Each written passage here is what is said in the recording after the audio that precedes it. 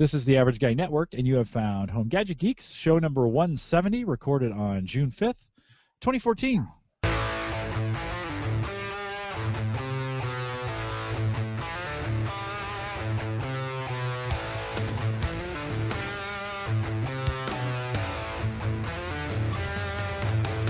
Here at Home Gadget Geeks, we cover all the favorite tech gadgets that find their way into your home. News, reviews, product updates, and conversation, all for the average tech guy. I'm your host, Jim Collison, broadcasting live from the Average Guy.TV studios here in Bellevue, and kind of a stormy Bellevue, Nebraska tonight. Everything's on UPS, so we should be okay, but some severe weather rolled through here on Tuesday, and they're threatening again tonight. And so a little bit of stormy weather here in Bellevue, Nebraska, and of course we post the show with really cool show notes the last couple weeks out at theaverageguy.tv. If you have questions, comments, or contributions, you can contact the show. Just send us an email, jim@theaverageguy.tv. You can find me on Twitter at @jcollison. I've been tweeting a little bit more lately. And, of course, you can call in those questions. Write this down if you're listening. Write this down, 402-478-8450. Just call in. It'll take you right to the answering machine. It's not even a machine. It'll take you right to Google Play. It's a Google Voice number. And leave your questions, and we'd love to have you have those on the show. And now Home Gadget Geeks is a part of the Geeks Network. And speaking of the Geeks Network, we'll have a Geeks Network live meetup coming up here. Dave and I are we'll be announcing a September 20th meetup in Indianapolis that you might want to be a part of. And so more details on that maybe a little bit later. But September 20th, 2014 out in Indianapolis again. And we're actually going to limit it to about 50 people this time, so you might want to check in and see how things are going. There are a bunch of some really good podcasts, because I can't speak any English tonight. Maybe the beer got to me already. Out at thegeeksnetwork.com. Join us in chat, listen, watch, or get all the navigation for everything you need, including all the RSS feeds out at theaverageguy.tv. All right, well, we haven't had Christian on in forever. He has had one of the most eventful springs on record that I've ever seen anybody go through. He was in the right place at the right time, doing all the right things. A hard guy to get a hold of. I even hired him, and I couldn't get a hold of him. Christian, how are you? Hey, I'm great, Jim. Funny how that worked, isn't it? I had to hire you to keep track of you.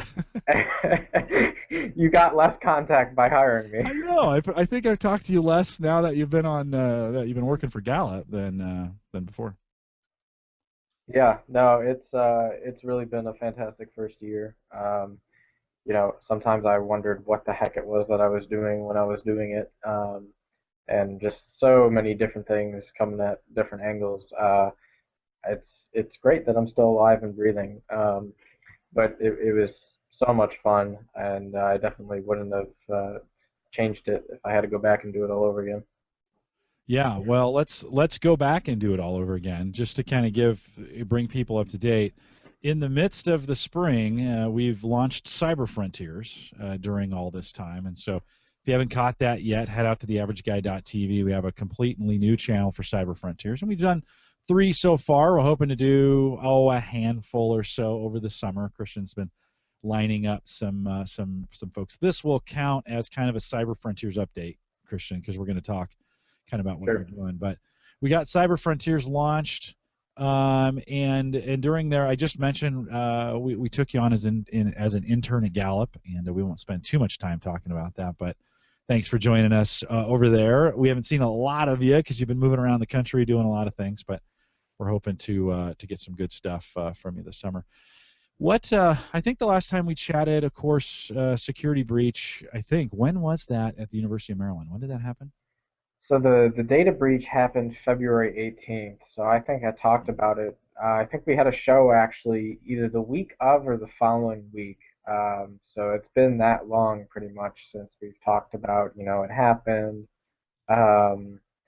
Since then, gosh, and I don't even know where the time has flown, but since then, about a month later, not even a month, it was probably 2-3 weeks, I was appointed to the President's Task Force on Cybersecurity, which was really the university's first response to what happened, and really our charter from the President was to go out and create, really look at a comprehensive security of the university, look at all of the aspects of PII, sensitive data, confidential data, look at how our network is structured, look at our IT policies, and work within those guidelines and within the evolving framework of the whole university system to come up with recommendations and a final report that's going to be released to the public this month. So you'll actually be able to see what the outcome of that working group has been.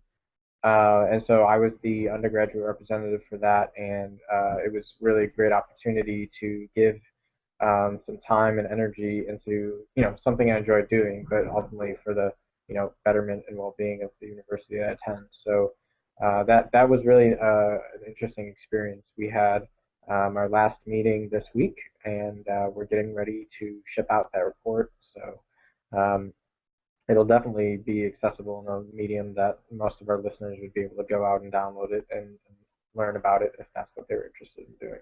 Yeah, if you think about it, drop me that link, and I'll drop it in the show notes, even if it's after the fact. I know not everybody listens to this exactly right when we publish it. I know a few of you do listen to it, and I appreciate those of you that download this on Sunday or Monday after we release it, and I hear from you guys that you listen to it right away. Not everybody does, and so as soon as that becomes, when did you say that report becomes available? It should be mid-June, so I believe after the 11th is when we'll have it ready. Okay, well we'll try and tweet that as well. Just, I know some of you who listen have been following that a little bit, and a pretty interesting scenario. Christian can't talk a lot about it. I think what he can say, he's probably said, and most of it will become official when the report comes out. And a little bit of being in the Christian for you, a little bit, and this is going to sound kind of funny, but a little bit about being at the right place at the right time with the right people, and boom, you land yourself into the middle, in the middle of this team. Don't talk about the report, but talk about what did you learn? I mean, what personally did you learn through that, being a part of that team? What do you take away from that? For me personally, or more about the? No, for you personally. What do you take away personally from that? Yeah, I think a lot of it goes back to fundamentals of communication and effective management strategy. And the current interim CIO, Dr. Ann Wiley, who was the previous provost of the University of Maryland, which is basically a provost is the chief academic officer of the campus.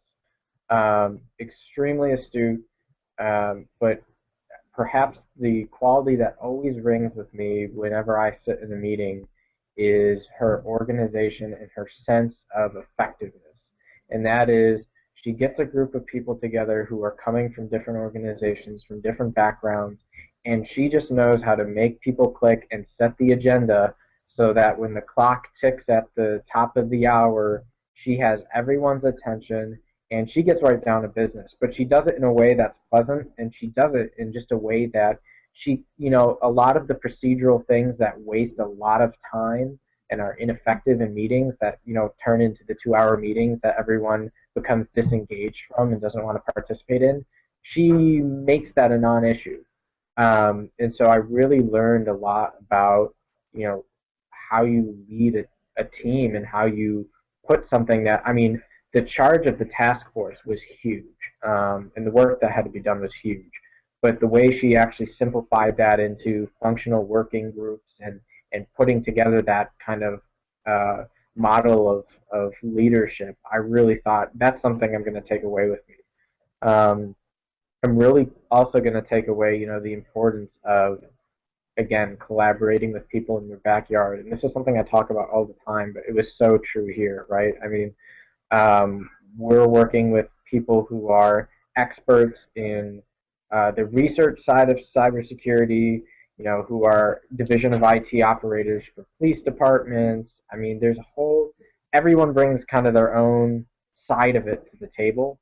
And I remember definitely several times, sitting in meetings, and sometimes I would, hear something and think, wow, I definitely would have never thought of that. Other times I would propose something and someone would counteract it, and I would realize, wow, I can't believe I didn't think of that that counter side to it, that quickly. So it helps to have that dialogue, and I think, again, the level of respect and who was at the table helped a lot. So those are just like general things that I think are really valuable for me. More on the cybersecurity side, I really think that there's just so much growth that the industry has to do to start getting some of this stuff right. And it's not just Maryland. I mean, universities across the country have had these types of issues, and then it's not. And then you realize it's not even just universities. It's a whole blanket of corporate America, government sector, university sector where these issues are happening. But seeing the responses to, here's what we need to do to get better. We came up with some recommendations that I think, and the public will most likely think, are like really achievable, common sense, implemented, financially backed requirements that are things that, all right, we need to do this. It makes sense. But there are other areas where we just don't know what no one knows in the cybersecurity industry as a whole what the best answer is. The best example is, what are we doing with mobile device security? And if you look at that, there's really no uniform standard of how do we deal with personal or sensitive data on mobile devices. Everyone's doing their own thing. No one really knows if the implementation they're employing is both effective from a getting work done perspective and secure. And sitting here tonight, I went to a cyber accelerator called Mach 37, which sponsors and helps startup companies in cybersecurity kind of come together, get venture capital funding, and then get through some of the initial legal aspects of starting different types of companies and then grow from there. And it's amazing to see what some of the innovative answers were in the room tonight for some of these problems. But that's the whole point. I mean, we are still in the phase of early innovation in some of these issues. And it reminds me, it was a discussion I was having with my dad actually last week, and he said, what really is it about cybersecurity? Once you've secured, at what point does it become relevant or irrelevant? For example, your home network or my home network might be completely secure from the average thing, but it's one of those things where until you're in the room sitting with all these people who are working on these things that have huge meaning, and it's just that aha moment that you don't get unless you're sitting in that room with those other people. That's something I really wish I could capture and bring to people. Part of the point of what I'm trying to do with Cyber Frontiers, and that's actually going to be one of the great outcomes of me getting involved with these folks, is that many of them have spoken on some of the top podcasts for security in the country, and have offered to come on some future shows. So, I'm going to start lining up some real interesting folks that have a lot to say about these issues. But the dialogue is just starting to unfold, and you have to immerse yourself in the dialogue to start to realize just how many things we don't know the answer to yet. One of the big conversations tonight that was just fascinating was this whole talk about the security behind IPv6 and how that's been affecting the security of our cell phones and the mobile device carrier networks, and some of the other national security implications and corporate America implications. And I don't want to get into it, but just that's one specific area that has, years worth of work ahead of itself, and there's plenty of those types of things out there. So it's, again, cybersecurity as a whole is an industry that I think is a great time to get into right now. The thing I don't have the answer to yet is when does the bubble burst? I think, and this was actually one of the best points. So we were in a roundtable tonight about some of these things, and one of the best comments said is that throughout history with anything, whether it was cybersecurity or when computers first started, some of the big issues we've had, just very generically, we would get to a phase where everything was very intricate and complex, and all these different guys would be doing all these different things in the field, and it wasn't until one person came out and said, well, wait a second, I have something that's simplified that resets the whole thing and makes it something that's actually intelligible and black and white. And right now we're looking at every shade of gray in cybersecurity, and the point is who is going to be the first person that makes it black and white in some of the large areas. So this is the time where we have so many shades of gray. In the next couple of years, it's going to start being how do we start making less shades. So I think the task force and what happened at Maryland is very representative of that in the evolving situation. And really, the recommendations in any type of post breach response are things that some things are instant. You respond to them instantly by taking X, Y, Z in action. Other things are a mapping of 3 to 5 years to implement, and it's a very kind of organizational, kind of top-down response where it's a cultural shift. And the cultural shifts in how, especially in cybersecurity, changing culture is perhaps one of the slowest moving things. And so, that's another takeaway for me is how do you become the most efficient person in your network of being that momentum for culture of change. So I think those are all things that are really applicable to what kind of comes out of the task force for Maryland, but really in general when looking at data breaches. Yeah, I know in the enterprise oftentimes, you talk about a culture of security, and it takes, because enterprises are made up of people, right? Because these large organizations are made up of people, and people oftentimes are the weakest link in the security systems, creating human firewalls. That's kind of a term we use at Gallup, but changing systems isn't as hard on the systems themselves. People can apply patches or update systems or change, but you can't cut off your productivity, right? You've got people who've created systems or productivity systems based on a certain set of assumptions being made about how the security is, and then you change that, and that can kind of kill or pull back productivity from an organization. So I think as a security expert, you have to take that into account too. Like, well, we can't change this because we have students coming in the fall who need to be able to log into their computers and do work, right? Or get classes, get classwork done, or and I know that's a very simplistic approach to that, but it does come down to the human issue, right? I mean, you really got to think about how do we take the human engineering or the human social engineering aspect out so that the people aren't the weakest link. Right, and the converse to that, another big conversation was about, rather than trying to plug every single hole and worry about every single little thing in your network being secured, which is probably not realistic in an enterprise setting. You have to focus on identifying the human factors ahead of the event, not the technological factors. So, like things like advanced persistent threats and intrusion detection, those are all good, but they don't stop this notion that we have where we focus on tools and IP addresses and packets coming in, but we don't focus on the people sending them to us.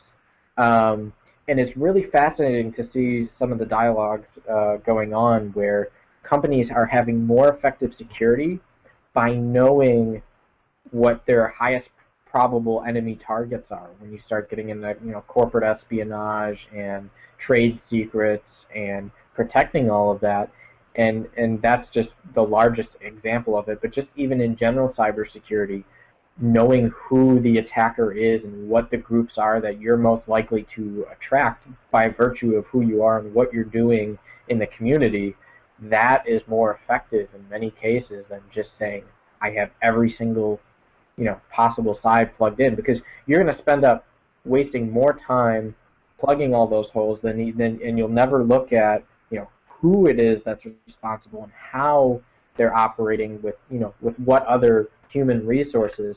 You miss a big thing, and it's very easy to get blindsided because you're taking that approach to security. So that's another area where the social aspect. Who are the human actors in cybersecurity? And that's going to be another area that continues to evolve.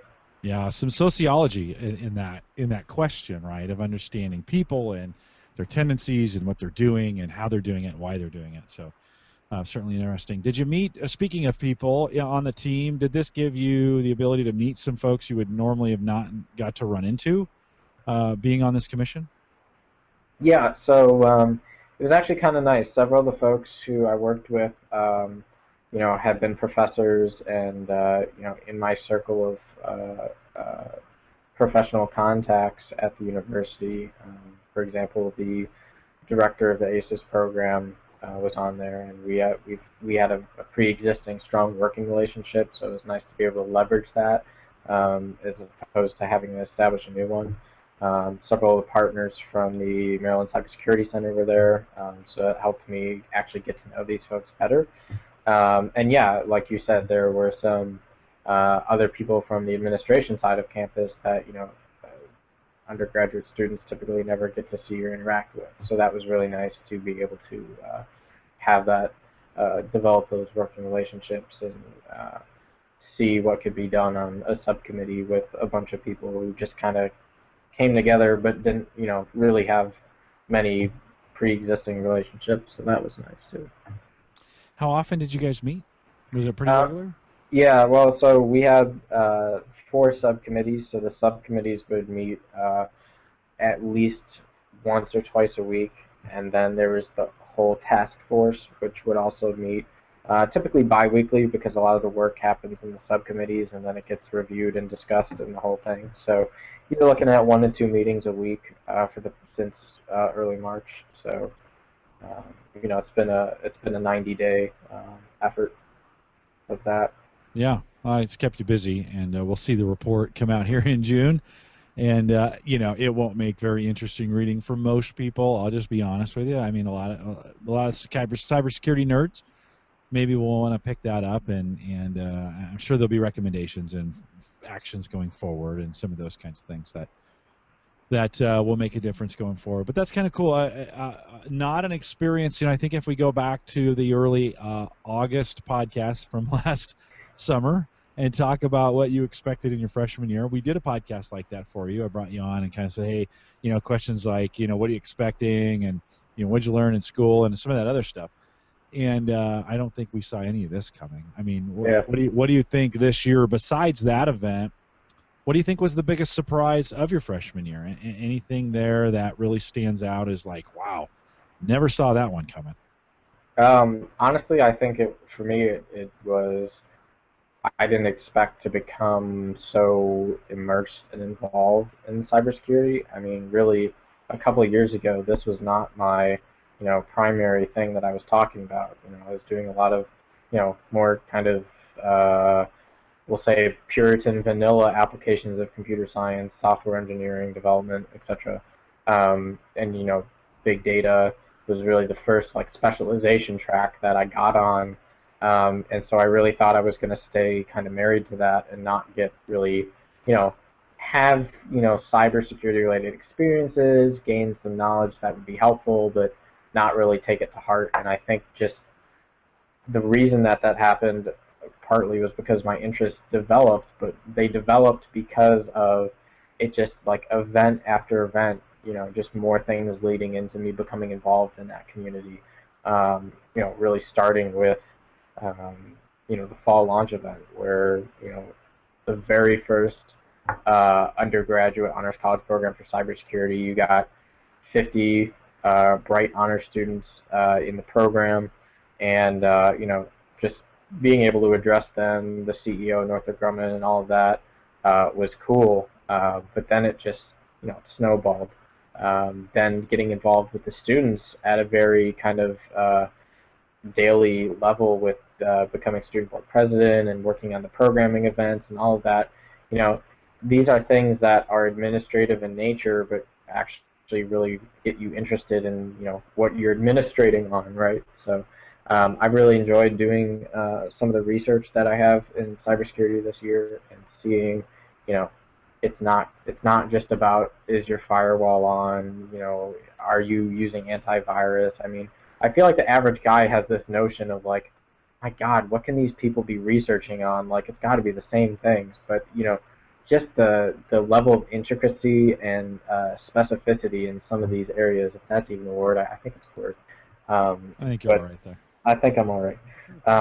But just it's amazing. And again, I could write you a list on this whiteboard right now of like 500 major questions in security that there are teams of researchers dedicated to trying to answer that, unless you're really kind of into this stuff, you're not asking it.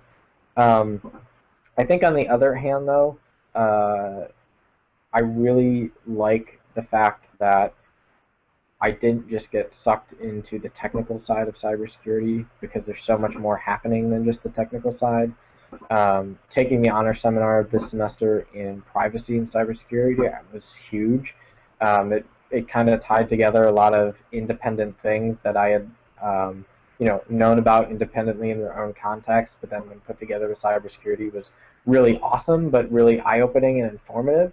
And I wish that every American citizen had to take a privacy class like that, because I just feel like you learn so much more about just the everyday things that you're doing that are building, a profile of you to companies, to the government, to, anyone really that wants to find out who you are and what you're doing at any time of the day. And it sounds, again, I think this is changing in a post-Snowden world where, people realize that all these technologies are a thing and not just, sci-fi. It's not really happening. It's only in like research labs. Um, I think there's a greater appreciation for the fact that these things are possible and can and do happen more frequently than not. And being able to learn how those processes work and what can be done to change the playing field, I think, is knowledge that, again, I wish everyone had a, kind of a baseline understanding of, and one big thing is that, like, I had notions about privacy laws in the United States. I bet you 9 out of, and this, I'll get Gallup to pull on this someday. I bet I bet you 9 out of 10 Americans have no idea how privacy works in the European Union. They have a totally 180-degree different view of how privacy works over there than what it is over here. They believe, and their laws stipulate, that you own all the data you produce and create. And so, things like telephone metadata collection and a lot of the things that we do here are illegal to do in the European Union. And now you're seeing in the news in the last couple of weeks that, Google has hired a chief privacy officer. It's not the right title. It's similar. But and their job is to manage all of the incoming requests that have started coming from Europe, because now they are legally allowed to request that Google basically wipe them out from internet history, because anything that describes them on the internet, they own that right. It's their property rights, basically. And so the fact that the notion of privacy in certain nations developed so differently than our own really is also informative about how our own process works. So, again, those are all things that are really cool that, just getting experience to that in a first-year honors college program for cybersecurity and not having it all just be about, the technology and, here's how we do this in Unix and here's how you build a honeypot. That's really important. And I'm glad that, and that because that's enhanced my education in more than just being a professional in cybersecurity. So I think that's something that a lot of students are going to be walking away with at the end of their time at Maryland. Let me take it down to kind of an average guy level. We got a lot of listeners here that are just IT guys. They just love technology. We are community errors on the side of caution. I think when I look at the average listener and kind of what I know about them, they're way more cautious about security than I am, I think, just in an informal poll in the way I talk to them. But anything you take away or any changes you take away for the average guy, got a Facebook account, got a Twitter account, works, regular job, that you learn that you like takeaways where you go, yeah, I would probably rethink about this after your first year there. Anything like that? Yeah, I mean, some of these things are, again, it's hard to gauge, like, to that, to the audience, and that thing, that kind of level of daily awareness, right, where it's something that you can kind of take to heart every day. one of the big things that I think is something that I've been thinking about and have been changing in my own habits as like my average guy activities on the computer is cookie management. And and I had live demos of it done this semester, so now it's again changed my perception of a lot of things. That your web browser, right? Everyone, pretty much every average tech guy knows what a cookie is and what it does and all of that. Fine, but I had a demo done where basically your web browser, you install, you have a certain version of your browser, you have a certain number of plugins installed, and you have a certain number of temporary files and cookies and what have you.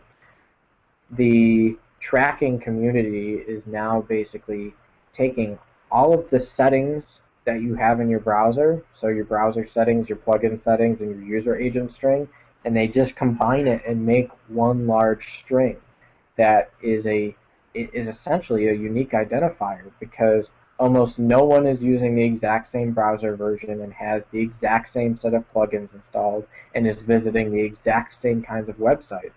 And there's actually a website you can go out and test if your browser appears unique on the internet or not. And I tested all of mine, and all of mine were unique. I mean, there was no commonality to a database of millions of these types of user strings put in it. So it really just, when people ask me, like, how does it know my specific location, or how does it know that, I was looking at concert tickets online, or, again, these are things that are like, at one level, people are like, oh, I don't, and this is what I used to think. I was like, I don't care if advertisers know how to get to me. Like, I can choose to kind of filter and ignore advertising, but I'm starting to see a lot more scenarios where it's not just advertisers doing this, and that's where I start to get, a little bit skittish. So I think evaluating ways we can make our browser a little bit more, again, the whole point of, I've seen guys who have taken browsers and made them so secure it's impractical to literally do anything on the internet with, and that's not what I'm advocating. But I think there are some common sense setting changes and things we can rework so that we reduce that risk. Obviously not eliminate it, but again, reduce the surface. My goal in all of these things generally is reduce the surface area, not eliminate the surface area. I think that's the realistic approach we have to take. The other thing, which I just completely forgot, so I'm going to try and... Well, let me say this, Christian. I appreciate that point of view of you saying reduce the surface and not eliminate it, because so often we come to, or security experts, we hear them say, lock everything down, lock the doors, bolt them, close the windows, draw the curtains, don't talk to anybody, don't. And we get this kind of irrational, I think, or overdone kind of view of, like, never go on the internet. If you ever want to be safe in life, you should never go on the internet. Not practical. So it's great. Yeah. I appreciate that point of view coming from you of like, hey, look, you need to reduce the attack surface space that you give them.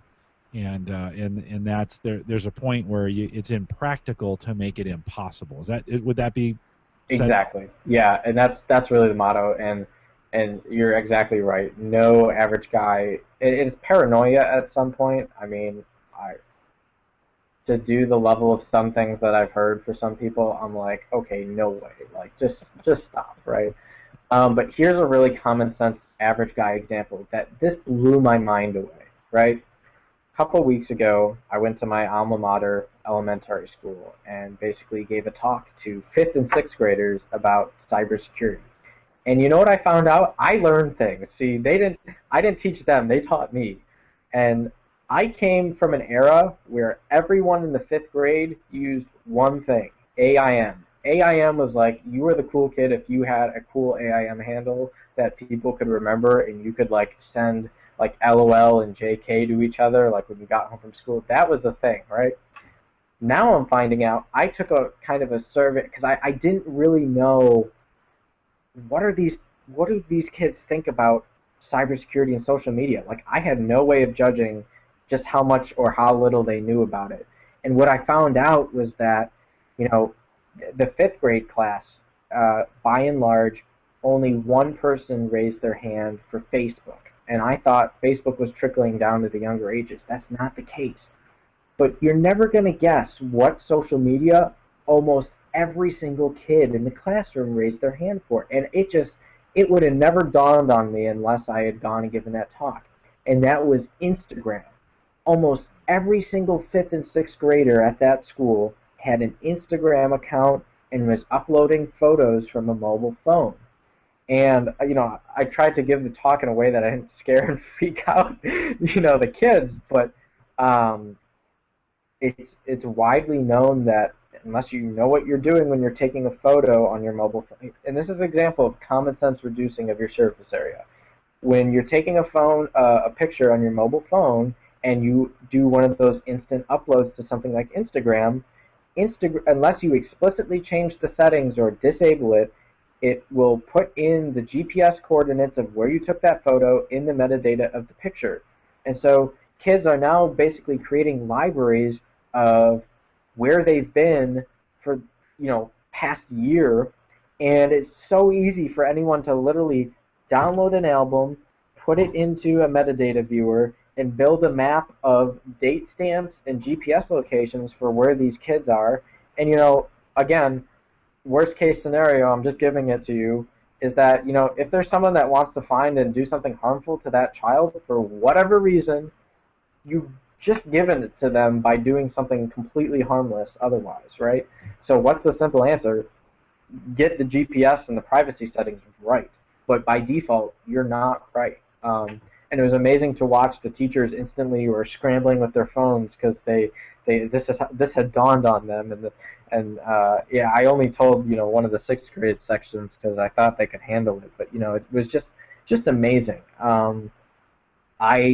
I feel like I'm in this hip generation of social media, and yet I realize that these fifth graders are all Instagram gurus. I mean, I've never used Instagram; it's that bad. So it was really eye-opening to see that we also need to be doing these common sense average guy things. We need to be targeting them to parents so that they then repass this information in an appropriate way down the line. And it's something with photos because both Pinterest and Snapchat were the second and third ones that came in line. Yeah, I was going to say Snapchat for sure. But they were very photo-oriented. They weren't text-oriented. Twitter and Facebook didn't really hit that age group, which I found surprising. So that was very informative to me, is that kids care much more about photos than they do text. Yeah, some of that maybe Facebook does have a 13-year-old limit on before you get in, so that may artificially keep some of them out. But I would agree with you. I think those the kids have not each generation kind of lands on its own feet, so to speak, for these social networks, and where Facebook has gone to the 30s, 40s, and 50s as a way. I mean, shoot, my mom's on Facebook, right? My mom had an AOL AIM account for a while. At some point, I taught a 70 or 80-year-old gal how to use back in the day how to use AIM, instant messaging, and it's just funny how that goes. The kids, they also chat, they also tweet or text a lot that we don't. That's not a platform. That's like some of the oldest technology that's out there. Right? They're still texting each other all the time, and that's one of those kinds of things that it's weird because it doesn't show up on the radar as a platform, and yet they're still texting because it's why? Because it's really private. Yeah. Right. So their parents have tracked them down on Twitter in the past, and they're like, oh, hey, if I send a text, guess what? It's old technology that's really can't be. I shouldn't say can't be intercepted, but the average parent is not going to go to that length to track down text, and so they text each other a lot too. Is from what I hear, from that. And Rennie says all their parents are on Facebook, and that's true. Facebook has become really an adult platform for. When I say adult, I mean adults are there for keeping track of grandkids, and I mean parents are posting grandkid pictures on there so that everybody. It's a great platform for that. So. Let's see. Anything? Okay. So, any other updates from that experience? Anything else you want to say from? We did anticipate that. I just realized. Speaking of like tracking people down, if anyone listens to this podcast over the last 3.5 years, they got a pretty good chronology of your life. Yeah, no kidding. But I pretty much accepted that, okay, at this point, my social security number has been compromised twice. If I go to Google Images, the first 15 results for my name are all accurately photos of me. You can pretty much find me anywhere in the virtual realm. So I take my own measures to make sure that like you can't stalk me, but other than that, I consider myself a I just put things in the perception of a public figure of some sort and just treat all of that information that way so that I sleep fine at night. Yeah, I think you have to. I've created 500 podcasts over the last 4 years, and all the stuff that I've done with, we're at 170 today here, and I've done 200 with Dave over at Home Servo, and I've done bunches now at Gallup just recently. And if we think of, if I think of financial tech and fitness tech and all the other shows I've been on, it's about 500. I think that's a number I'm going with. So I'm pretty easy to find. Everybody knows kind of. It's easy to find out where I live. I had a conversation with I forget which one it was at Infotech, but I think we have to make assumptions that that is true, and then we have to put systems in place to protect us, knowing that that information's out there, right? Yeah, and it's interesting too because actually everyone thought that PII included addresses. They don't. Addresses are no longer considered personally identifiable information in the risk matrix of data privacy. It's not really high up there anymore. Yeah, well, it's so available. I mean, to be honest with you, I don't consider my social security number PII.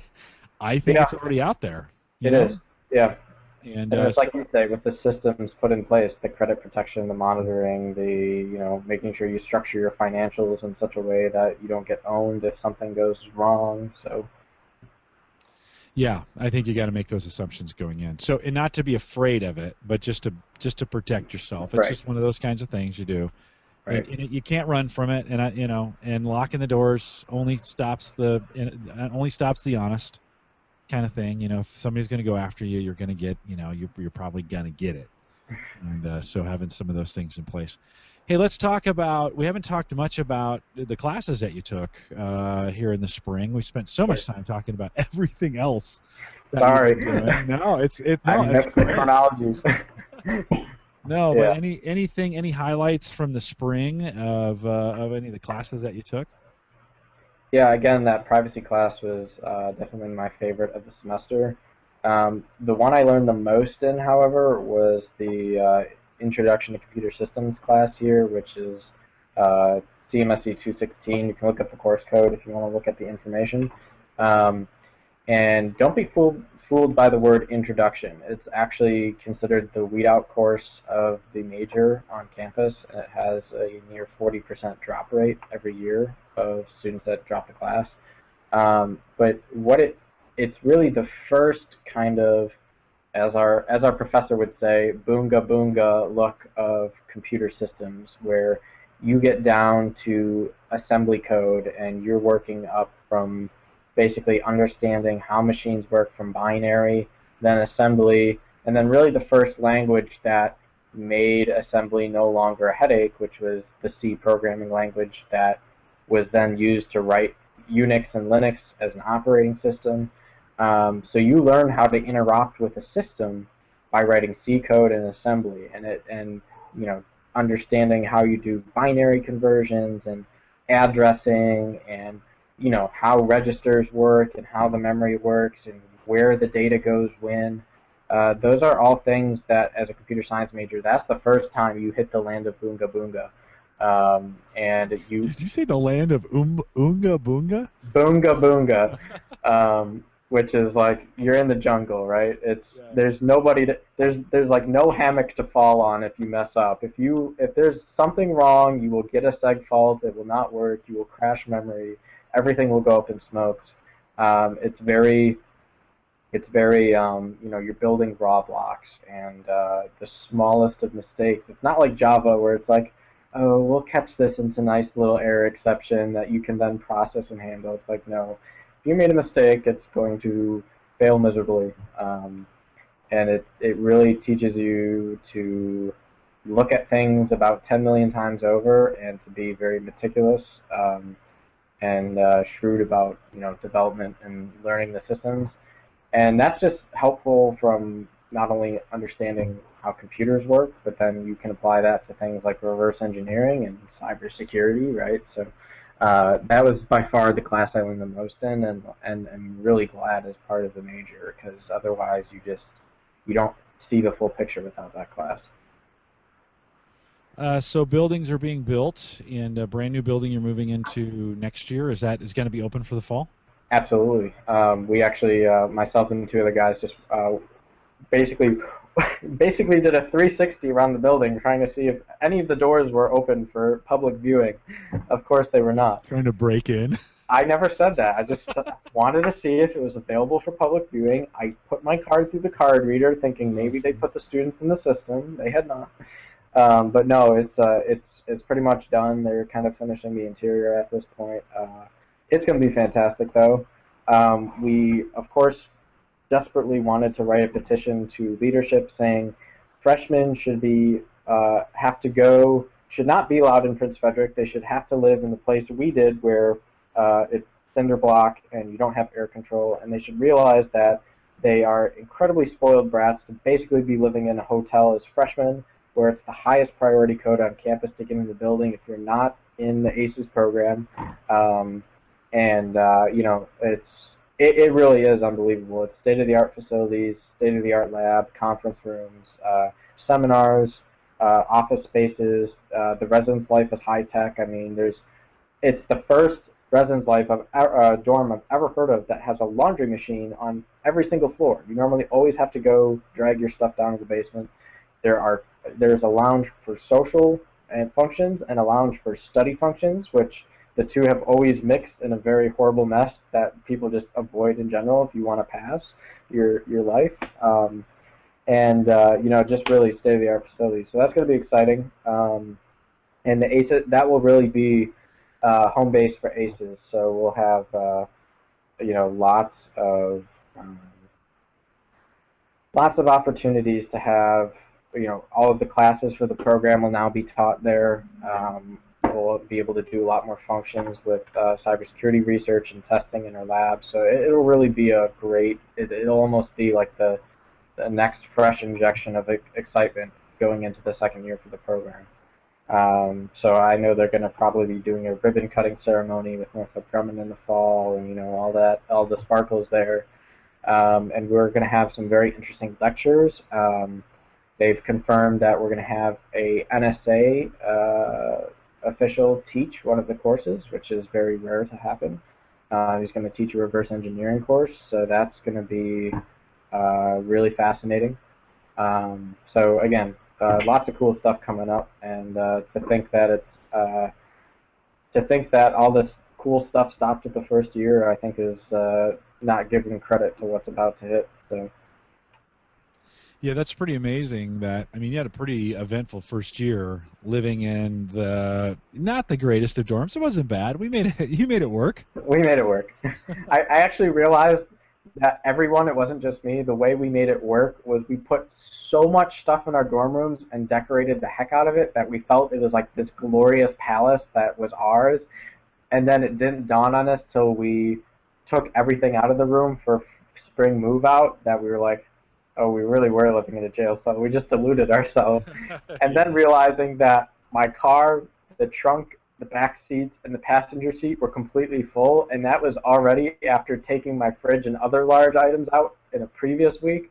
I realized I had probably like 50% more things than I actually needed there, but they were just there to make the room look inviting. Yeah, kind of fill it up. Yeah, so...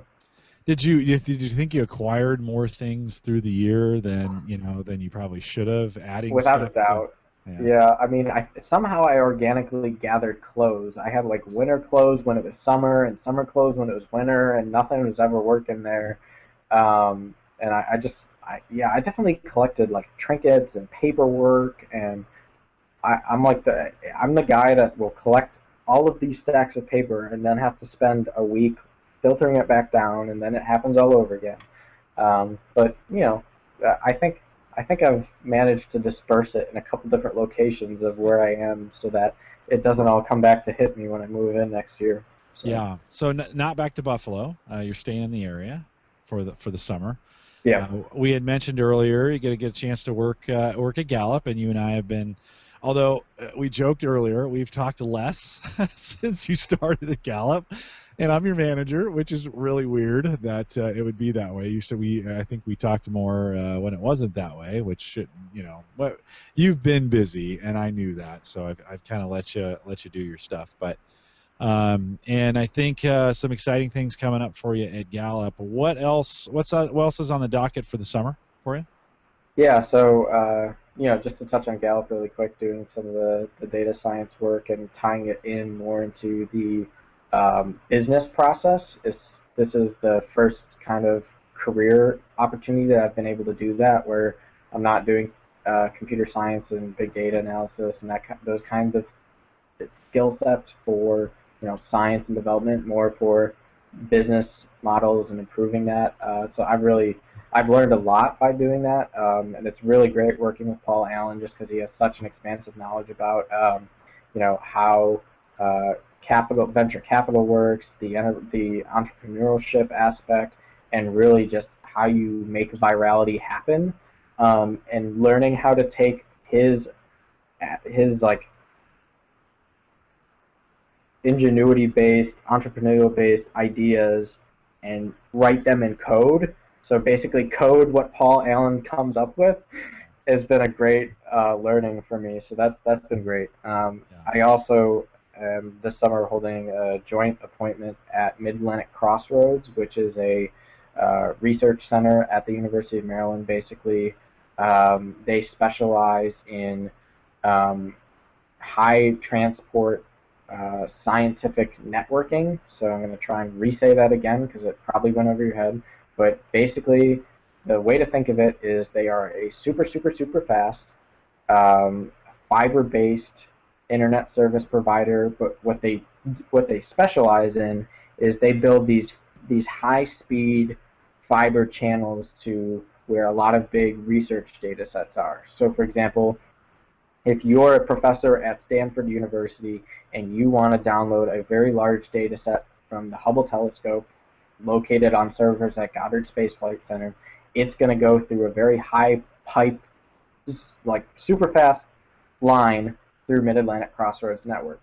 And the research that I'm specializing in is software-defined networking, and how do you take high-performance compute resources and high networking performance resources and provision them on demand, so that if I want to open up a pipeline to one of those data repos and pull in a lot of big data and spin up a cluster and do analysis on that and then spit it back out and shut everything down, how do I do that with a click of a couple buttons, right?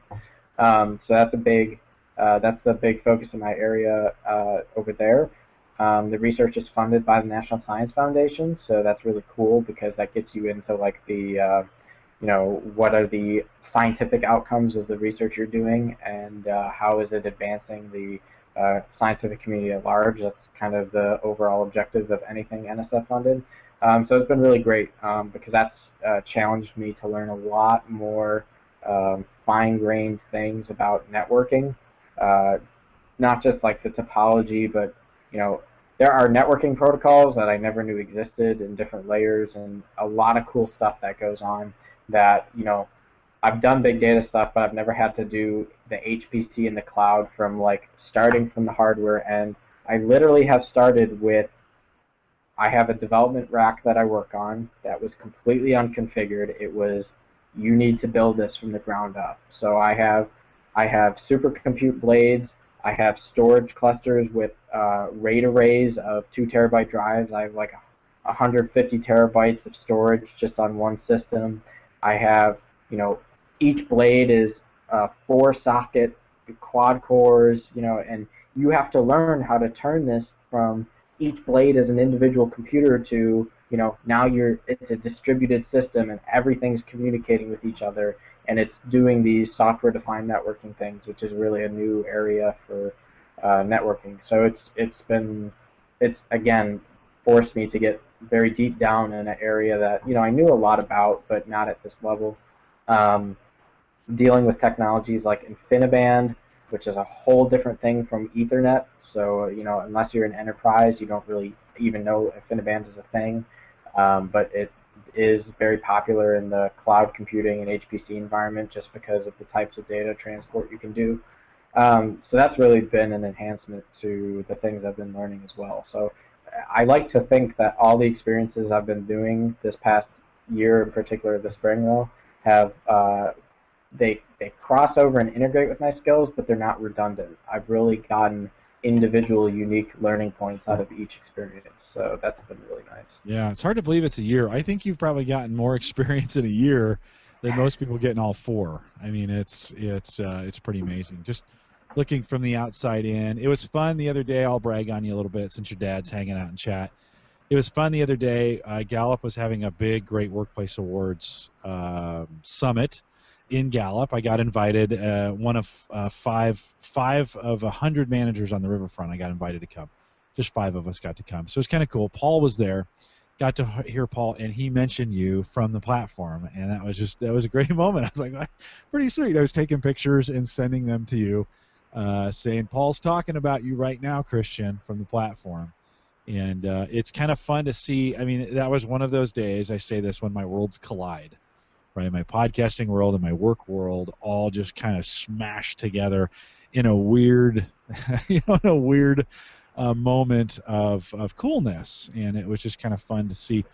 The first time we started podcasting with you, 170 shows ago, no idea we'd be having this conversation with this kind of stuff. And you're just at the end of your first year, which is pretty amazing to me. So we've got a little ground to cover. We're going to you and I are going to try to set a fairly regular schedule for Cyber Frontiers over the summer. So we'll talk about that maybe in the post show a little bit, of trying at least get them scheduled, and we'll cancel them if we're not going to do them. But I think that's the only way we're really going to get them in, is if we've got some expectations that we got some shows coming up. So we'll talk about that in the post show. Anything else you want to talk about before I let you go? It's been a good time to catch up with you. I know a lot of folks who've been listening to this program for a long time. We've quite a few listeners who've come all the way from show number 1 up, have followed you and your growth through the last couple of years. So it was good to just sit down and catch up with you. Any last things you want to throw in?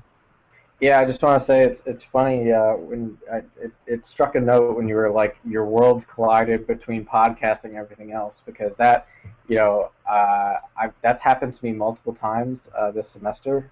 Actually, like, why am I here right now? I'm here because of a podcast I gave as a guest at the home server show when I was a sophomore in high school, and the gentleman who was listening to that show had been listening to me since that first guest. It was the first podcast I'd ever done when I was talking about the security essentials added for Windows Home Server, and he followed me through the Home Tech and the Home Gadget Geeks and Cyber Frontiers, and he's a leader and an innovator in cybersecurity here in DC. Who would figure, right? And so we connected at this Cyber Accelerator event tonight, and it just to see that evolution go from doing a podcast to now you're having an in-person connection, and you're meeting all these really top-notch folks in the industry, where in the cybersecurity space in Maryland, Virginia, and DC, all the top guys know all the top guys, right? It's one of those, once you're in that networking crowd, everyone knows everyone. So just to be a part of that and kind of learn about all the things going on and realize, like, wow, this is really weird. The guy who I'm sitting here talking with right now was listening to a podcast over 3.5 years ago, and now I'm sitting here talking to him. It's bizarre. It's also just as bizarre that I realized that I've had this working relationship and friendship with you for 3.5 years, and yet I've never met you in person a day in my life. So it's really bizarre to think of how all that's worked. But it all kind of interweaves, so it's cool. Yeah, isn't that funny? I mean, and now you're working. I mean, we work together again. Yeah. I've never been in the same geographical location, and yet I think of the hundreds of hours I've spent with you virtually. I mean, it really is. It's so funny, because when I talk to people about, video conferencing is a lot like social networking for some people. They they don't want to hear themselves. They don't want to see themselves. You know, they get very self-conscious on the camera. Yeah. And I'm like, are you kidding me? I mean, I'm like, 9 of my 10 best friendships are virtual. I mean, Yeah. I just don't. I think of a guy like Mike Howard. I mention him all the time. I talk to Mike 3-4 times a week, and most of that's on video. And I know him better than I know most people that live down the street. So it's one of those kinds of things that, you know, that's I'm actually, so Dave Jackson, who I podcast with on Saturday mornings, we do a podcast, we do a Ask the Podcast show Saturday mornings out at askthepodcastcoach.com.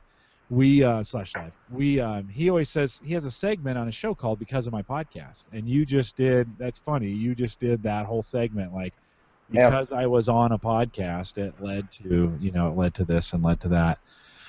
And so, yeah, Rennie says you guys got to fix that. I tried to bring you out in April for a conference that we had here. I just never got that pulled off. I have begged and done everything I can to get to the DC area, and that so far that hasn't worked out. And it will, right now I can't get any travel money to move anybody anywhere, and so we're just kind of hanging tight, and that's okay. It's going to be a great experience. I'm gonna make it out to DC.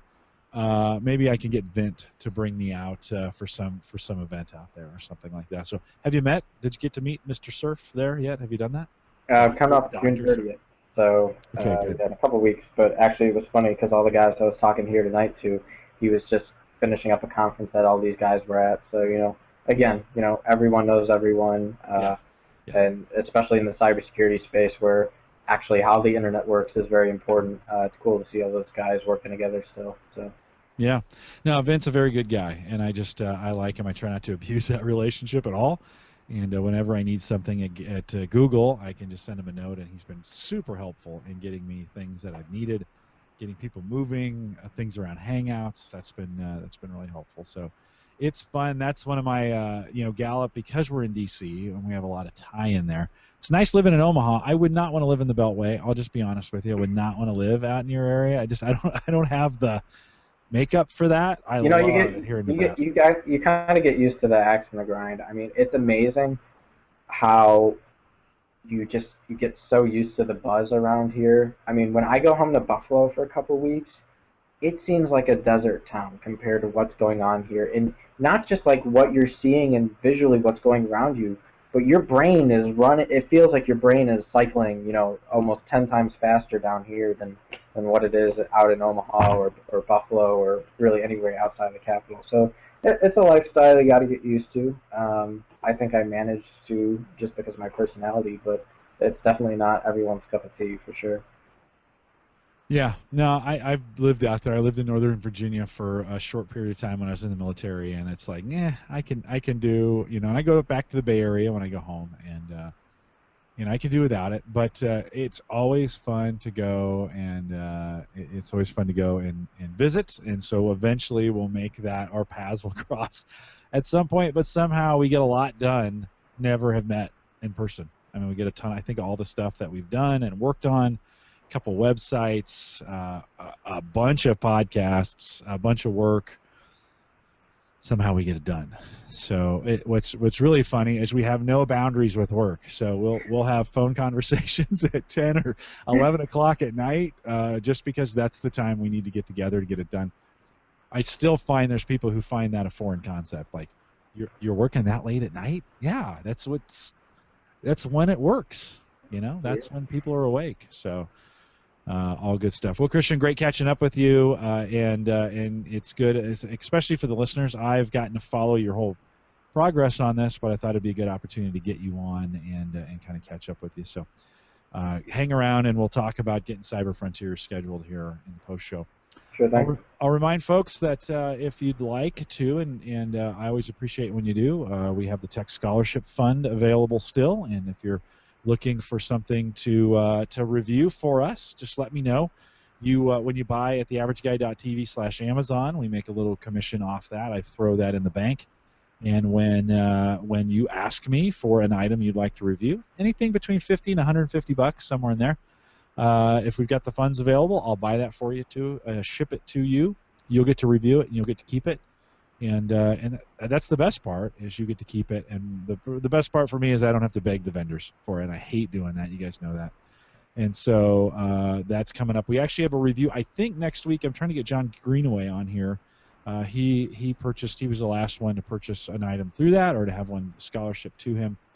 And so we're going to try and have him on next week. The 19th, John Nye, an ethical hacker, is coming on, an local Omaha guy who's in that hacking space. And I thought it would be pretty interesting to kind of have him on and hear what he has to say. Christian, if you're around, we should bring you on for that one, for sure. Yeah, absolutely. 2 weeks. That's on the 19th of June, and these are all in 2014. And then I gotta get working on like the rest of June and all of July. I don't have anything scheduled. I was supposed to have Amber Gott on tonight from LastPass. I was going to ask her how Heartbleed had affected LastPass as a company. I'm sure their subscriber counts just went through the roof after that. So we're going to talk a little bit about LastPass, and I was going to have her on tonight, and I forgot about it. I didn't it was a major scheduling failure on my part. So we'll have her back on in the next couple weeks and find out what's going on there at LastPass. You guys have been asking for some fitness tech podcasts, so we'll follow up on that as well in the next couple weeks. We've got one of those scheduled out, and we'll talk about something along those lines. And then I'll just say thanks for listening. We appreciate you, the listener, who comes out each and every week. The numbers have just been rock solid and stable for now, last year or two. And it's always fun just to have that community, you as part of the community. My desire is to engage with you and find interesting content that you like to listen to. So far, so good. I don't get a lot of complaints. I also don't get, well, I shouldn't say that. I get plenty of affirmation from you guys when you call in and say, you really liked it. Just tonight, Ken, who's left already out of chat, but he said we'd had a fitness tech podcast, and he started doing push-ups after we talked about, hey, push-ups are some of the best exercise that the average guy can do. You don't need any weights. You don't have to go anywhere. You don't have to buy any equipment. Just get on the floor and knock out some push-ups. And he said he's been doing them since that show and has felt himself getting stronger. So that's kind of cool when I hear that kind of feedback. You're like, oh, all right, that's kind of cool. We do that kind of stuff. So it's I appreciate whenever we get any kind of feedback from you, good or bad. I don't really like the bad stuff, but the good stuff is great to listen to as well. We'll be back next Thursday. Again, John Greenaway is scheduled to come in and with the Unit 3 review. If you want to come back, we'll probably have a few more in here as well. We are always out here at theaverageguy.tv/live, 8:30. I'm sorry, that was just tonight. 8 Eastern, 9 Central. And we'd love to have you come back and join us for a live show. For those who are listening live, thanks for coming out tonight. Stay around for the post show. We'll do it all again next week. Christian, again, thanks for coming out, and have a good night, everybody.